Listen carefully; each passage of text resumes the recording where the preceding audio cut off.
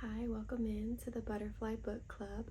This is my first video for this series. I thought it would be really fun to start talking about books, especially regarding topics all around self-development, because the main themes that come to my mind are like psychology, beauty, and other topics that revolve around womanhood and everything that women experience. And my whole intention is that it will help us navigate the journeys easier.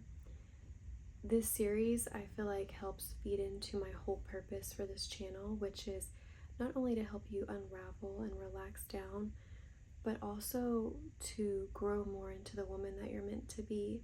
I want to really make this a meaningful place where you can be receptive and understand more about yourself from these videos, from me and how I show up, and different things that we talk about. So I really am excited to build that community and have women specifically, mostly, come together, and so we can talk about all these things, all these different things, different topics and stuff. So I don't know if I clearly conveyed that. I just kind of like all those words came together like a salad, and they just like tossed together a word salad. Just to recap, this book series is going to be for women's self-development essentially, and I'm really excited. It's going to be fun. I hope that interests you as well. And also, before I get into it, I just want to say thank you so much to everyone who has met me with such kindness. That's one reason why I just love the ASMR community, because everyone is so sweet and positive, and it's just a heartfelt connection, which is just what I love and crave. So thank you, and I'm happy to be here, and I hope I can just grow this channel and put it in the direction that I truly desire and intend. And one last note, of course you're coming here to relax and hear relaxing sounds, and I do want to provide that, but I don't really consider myself, I don't think I ever will, like an ASMR artist where I'm really skilled at the craft. I just want to kind of naturally come on here, and hopefully I'm relaxing in my essence, and I may like provide some triggers the more that I communicate with you guys and you tell me what you like, or just if I want to play around with that. But I also want to provide informative, fun videos and just connections. I keep on turning back to connection. I can't think of another word, but just a connection for us to vibe on different topics. So, sorry if there's any noises. I hope it's still relaxing, and I definitely hope that this inspires you and gets you like scratching your head a little bit and like thinking, because it definitely did me. Okay, let's introduce the book.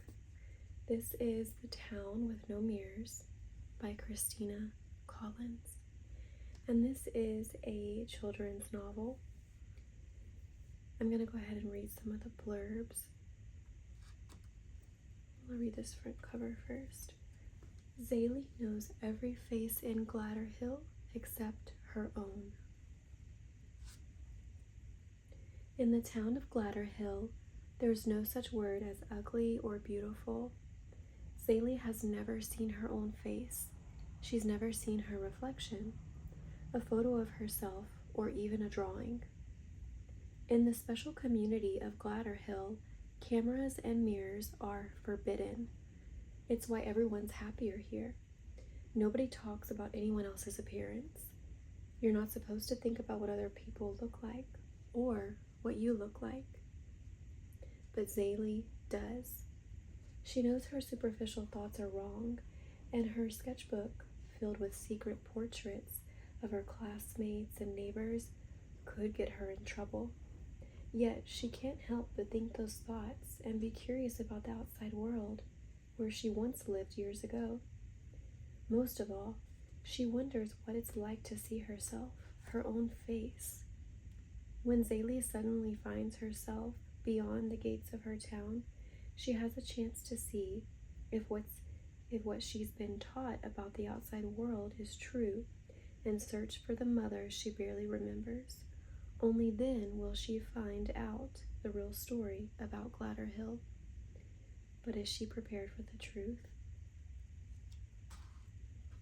So, this is such an interesting dystopian book, and it really takes you. I love going into like different worlds when I read books. Naturally, with every book, I think we do that, and especially with ones like this that kind of flip you upside down on your head, where it's talking about this alternate reality where they don't have mirrors.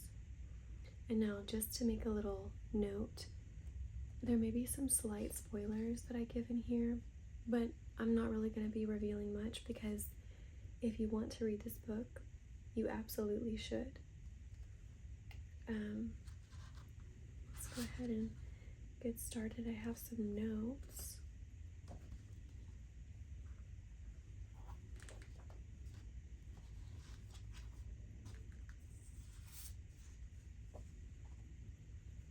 Okay, so as you heard in the blurb, I never knew it was called that until just recently, but in this little summary, there's this main character, Zaylee, and she lives in this town, Gladder Hill.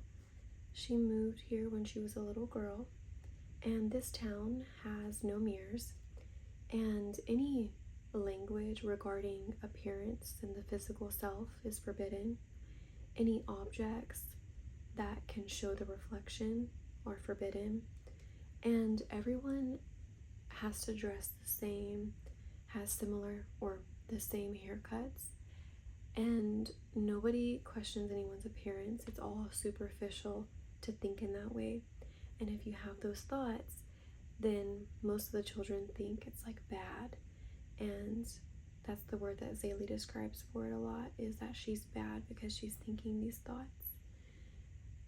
And it's, of course, like, you can't even point out if someone like has something on their face. And if you start thinking about your face, it's like this taboo, like, what are you doing type of thing. So at some point, Zaylee, especially being a young developing girl, starts to get curious about what she looks like, and she's observing others' faces and appearance naturally, even though she's been taught that this is wrong and that you shouldn't look to others' appearances, you shouldn't even think about it. But naturally, as a human, she begins to observe and notice facial features and get curious about, is my face the same? And how do people perceive me based off of all of that together? It's interesting because as healing as this place was intended to be, it actually becomes this dystopian world, because there's this authoritarian nature that has to take place to implement the rules, the regulations, the bans, to prevent people from seeing their reflection and thinking about their appearance. And so it's so restrictive and inhibiting, because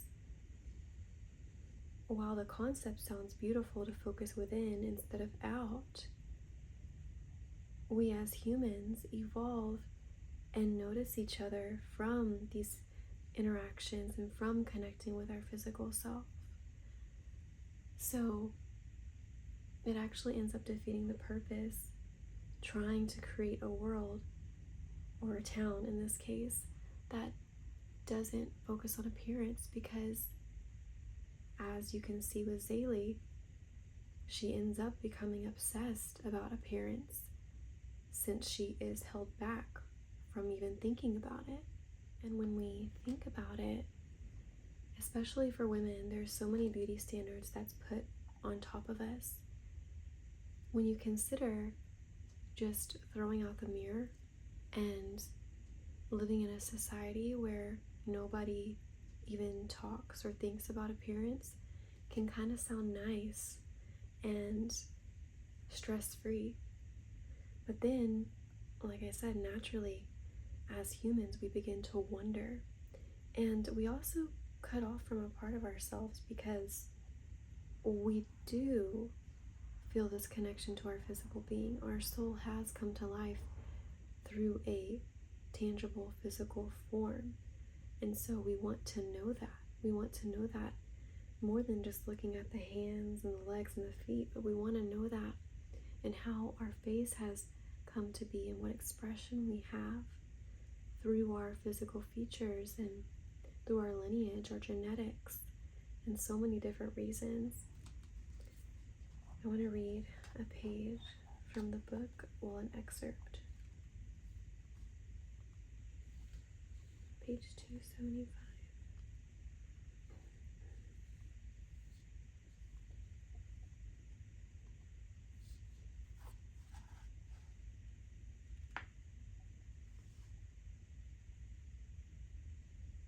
I really liked this part because, as I said, not looking in the mirror, not even having mirrors may sound nice sometimes, like you wouldn't even have to worry about that.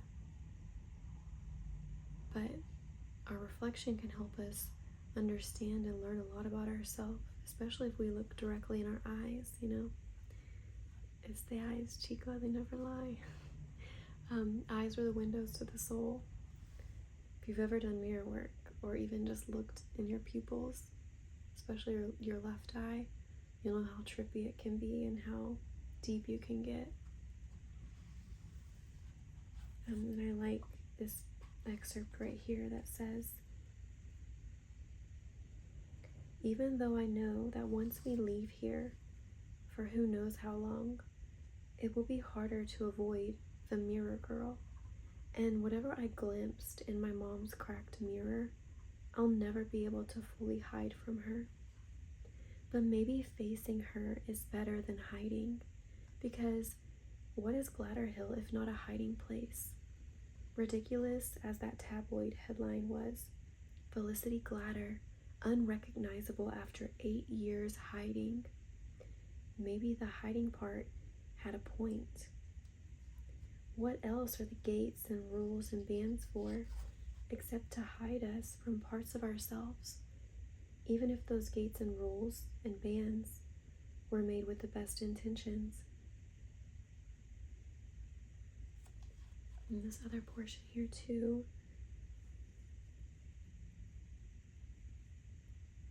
"I'd like to think we're all a little more prepared to leave Gladder Hill now than we might have been, thanks to the new counseling sessions, but they only just started.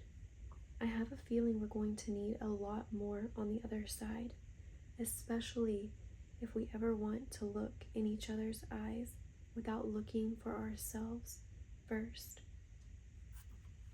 And that just circles back to what I said about how if we didn't know how we looked, if we never got to see our reflection, then it would be like we would just be so fixated on ourselves and obsessed with trying to see ourselves in someone else, looking to other people, observing their features and thinking, do I have those same features? How do I look? And we just end up becoming self-obsessed. And so, does a town without mirrors really help? No, absolutely not. And I think the facing herself portion was so beautiful because it speaks to self-acceptance and how you can avoid the mirror so much, but at some point you're going to have to look in it. And even though it's hard in this world with all of the conditioning, all of the meanness, really, the critiques and the just strong urges to look a certain way, even with that, you can still stand strong in yourself if you really face yourself, and if you stand strong in all that you are and embody who you know that you're truly meant to be. You won't be afraid to look in the mirror. You won't hate what you see in it. But that requires practice. And like Zaylee said, she mentioned therapy sessions that they were having. It requires open conversations to talk about these things, these feelings, these superficial thoughts that you have. When you notice flaws on your face, when you're feeling not enough, that's when we come into community and we have conversation. We open up talks and create safe spaces so that we can understand that we're not being vain or superficial. We're just living in a world that values appearance a lot. And the more that we learn what's deeper beneath the surface, develop different interests, values, and start to appreciate more than just our physical self, then acknowledging and even caring a lot about your appearance. I would consider myself vain even, because there's times that I definitely am pretty particular of my looks, and it's not all the time. And I've definitely created a more healthy relationship with myself and my connection with the mirror. So I let a lot go, especially based off of my past. That's a different lure we can get into later, maybe. But I don't think it's wrong to want to look pretty, care about your appearance, and do a little bit of, that in the mirror. But it has to be balanced out with the knowing that your worth is not dependent upon it.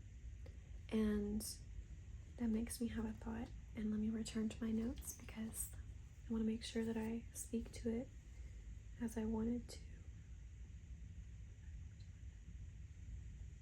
Here it is. While society has wild beauty standards that can damage, we don't have to succumb to the superficiality. We can look within and see others compassionately and find spaces to talk about our self-perspective and thoughts on appearance. This town was created to heal, but real healing comes when you look at yourself in all that you are, no matter the phase, and accept it, embracing it despite any flaws, taking superficial critiques with a grain of salt. You can withstand anything on the surface because you know your depth within. It's then not even about being beautiful. It's about being who you are, and that's totally different from looks. And in the same breath, I can say that's what's really beautiful. That last part is what I wanted to really say because I kind of already said the other stuff. It ends up not even being about being beautiful when you embrace all that you are. And I know it can sound cliche, cheesy, and like same old, just accept yourself. But how do you accept yourself when you don't like what you see in the mirror? And that's part of the work, because we all have our different journeys for different reasons. We all have our own self-perspectives from our many different experiences that we've had in life. And walking that path can lead you to more of who you are meant to be if you choose to step into it, and if you choose to really look at yourself and own it. And that doesn't mean that you can't get enhancements or refine or whatever. That's another topic. But I think a lot of the times when you do come to such grand self-acceptance, you don't feel the need to. And when you're in that space with yourself, it's just so much alignment, and you radiate beauty simply from embracing yourself and expressing who you truly are. And that's what's so beautiful. There was another note that I wanted to speak to. Now I'm just reading off of my notes because I have to make sure that I'm saying what I wanted to say.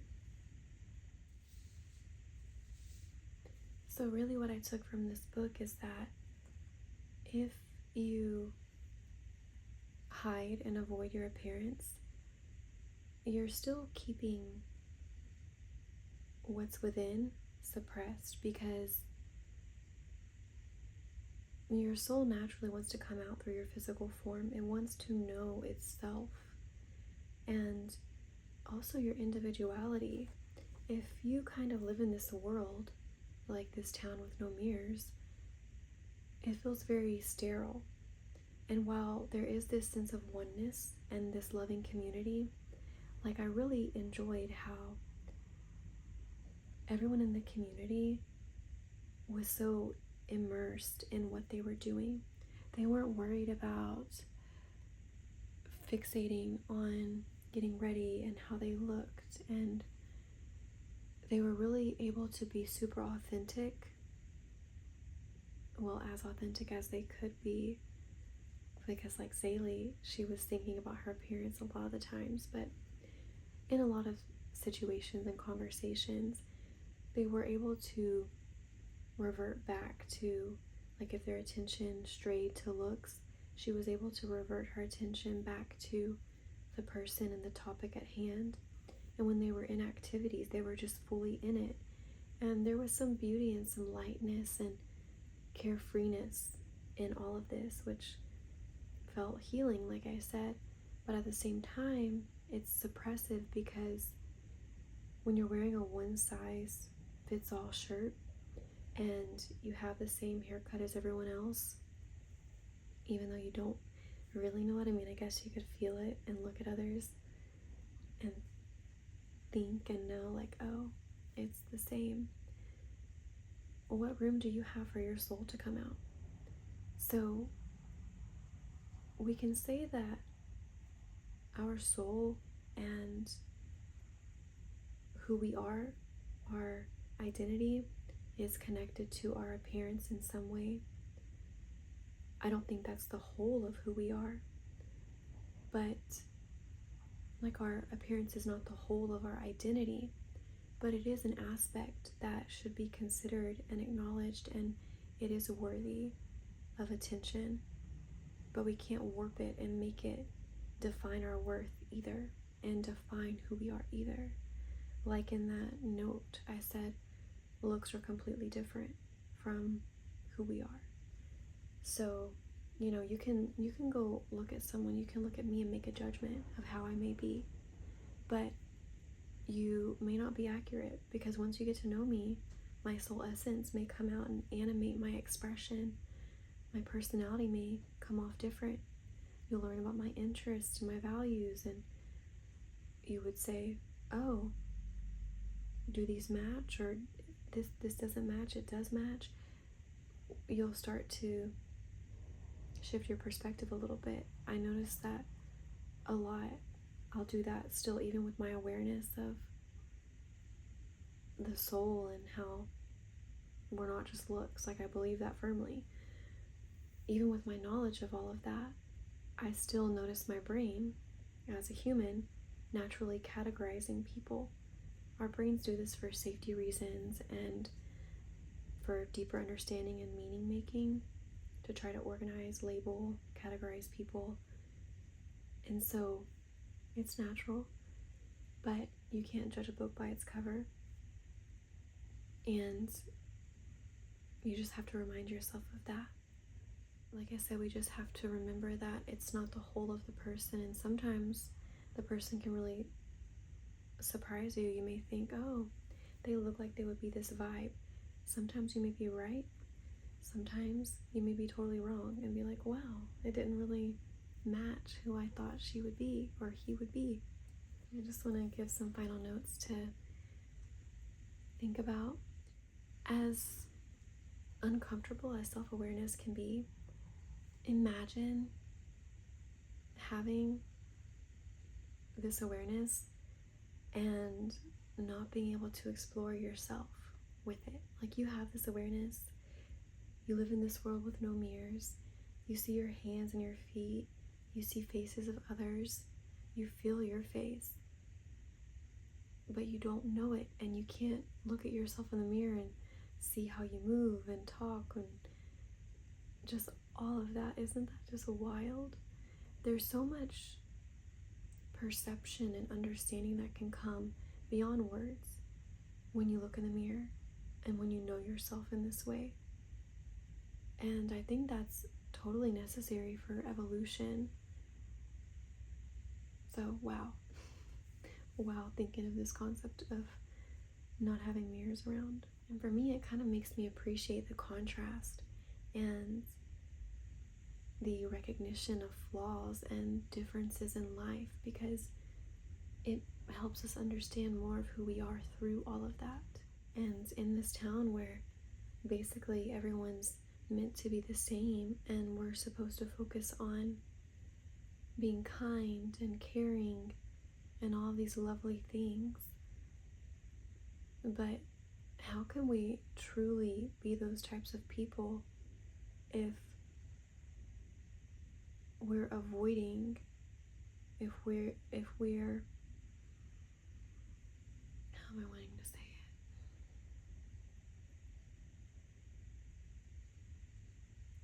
Are we really being these genuine, heartfelt souls that focus on the internal worlds and are virtuous and pure in their intentions, when really we just have no other option? We have no other choice. Wouldn't the real challenge be to be able to have this reflection and be in a world where people do consider appearances and then rise above that, or like move through that and choose to focus on inner beauty as well, or mostly? And I say that because as humans, I think we're always going to care about being pretty and consider our appearance and want to look our best and healthiest to some degree. But yeah, are we really being these genuine people? And also another thing in the book is that while you would think that this community would be so inclusive and loving, it's actually not. And there's actually cliques based off of who is the best citizen that doesn't think about their appearance and stuff. So regardless, humans are going to find some type of way if they're not, healing and balancing and doing the work. They're going to find some type of way to click up, and there's still going to be some issue. You can't regulate and control everything.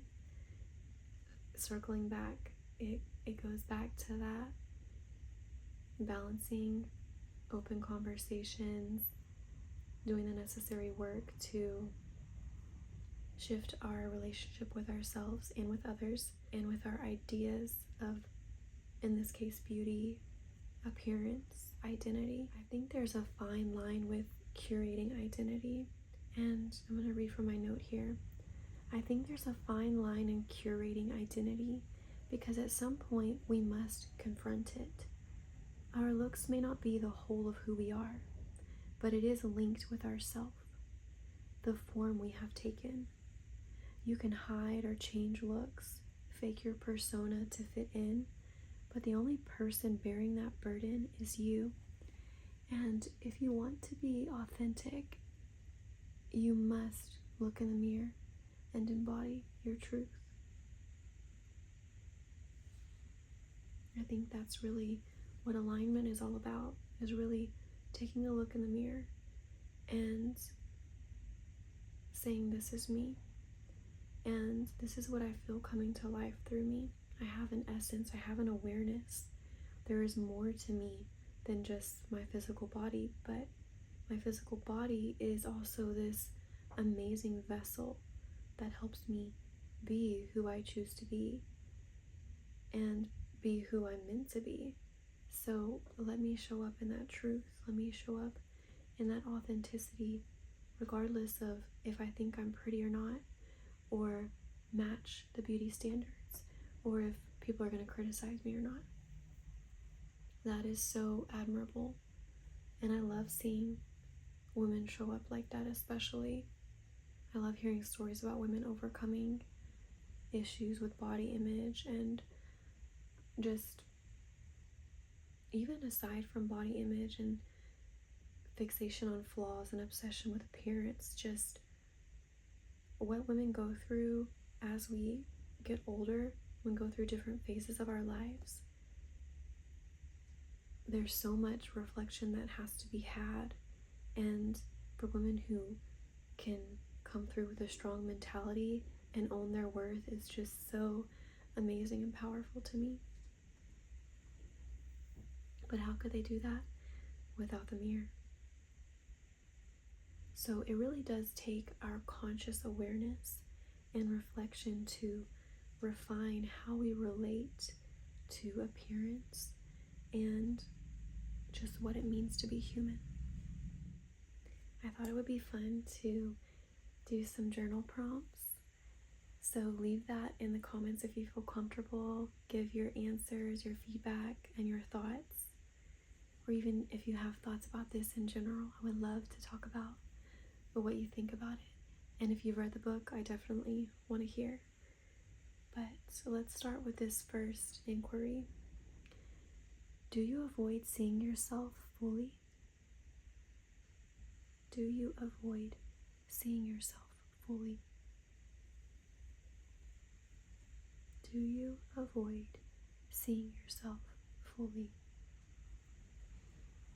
What part of you are you hiding from in the reflection?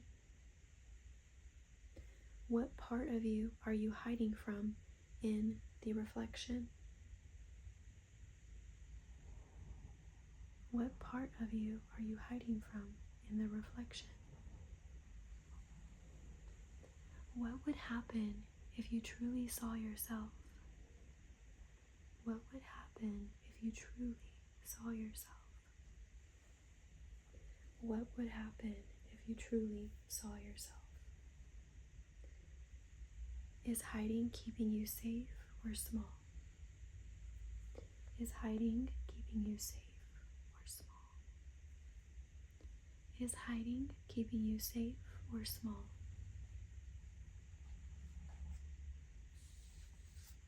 I like this one. How would you truly be, act, and show up if you didn't know how you looked? How would you truly be, act, and show up if you didn't know how you looked? How would you truly be, act, and show up if you didn't know how you looked?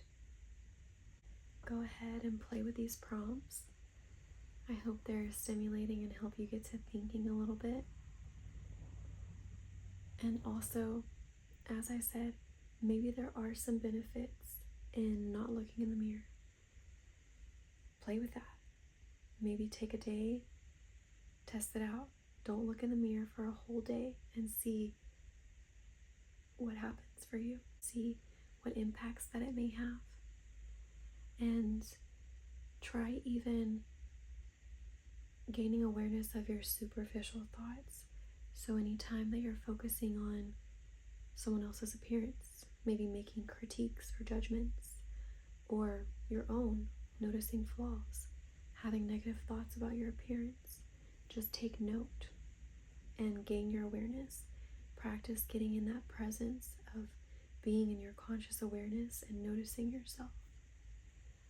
There's definitely benefits to these ideas, but balance is necessary, because ultimately we have to face ourselves in the mirror. We have to learn to accept, and I'm sure we would be pretty unhappy, or at the very least insatiably curious, if we didn't have a mirror to see ourselves in and to reflect. That would be fun to get into the psychology of all of that. That would be a big topic. That's about it for The Town with No Mirrors. Let me know what you thought about it. Tell me if you like this idea of this book series. I hope you enjoyed. Thanks for tuning in. Sending you so much love. Bye.